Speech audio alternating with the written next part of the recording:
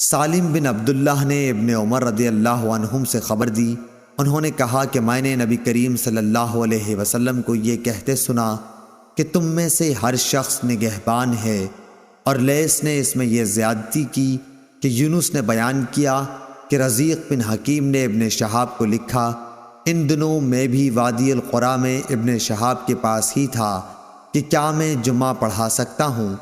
رزیق ایلا کے اطراف میں ایک زمین کاشت کروا رہے تھے، وہاں حبشہ وغیرہ کے کچھ لوگ موجود تھے۔ اس زمانے میں رزیق ایلا میں حضرت عمر بن عبدالعزیز کی طرف سے حاکم تھے۔ ابن شہاب رحمۃ اللہ علیہ نے انہیں لکھوایا، میں وہیں سن رہا تھا کہ رزیق جمعہ پڑھائیں۔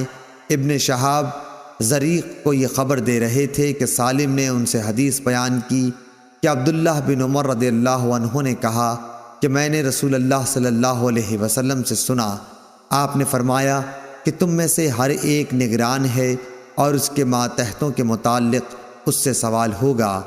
امام نگراں ہے اور اس سے سوال اس کی رعایا کے بارے میں ہوگا۔ انسان اپنے گھر کا نگراں ہے اور اس سے اس کی رعیت کے بارے میں سوال ہوگا۔ عورت اپنے شوہر کے گھر کی نگران ہے، اس سے اس کی رعیت کے بارے میں سوال ہوگا۔ خادم اپنے آقا کے مال کا نگراں ہے اور اس سے اس کی رعیت کے بارے میں سوال ہوگا۔ ابن عمر رضی اللہ عنہ نے فرمایا کہ میرا خیال ہے کہ آپ صلی اللہ علیہ وسلم نے یہ بھی فرمایا کہ انسان اپنے باپ کے مال کا نگراں ہے اور اس کی رعیت کے بارے میں اس سے سوال ہوگا، اور تم میں سے ہر شخص نگراں ہے اور سب سے اس کی رعیت کے بارے میں سوال ہوگا۔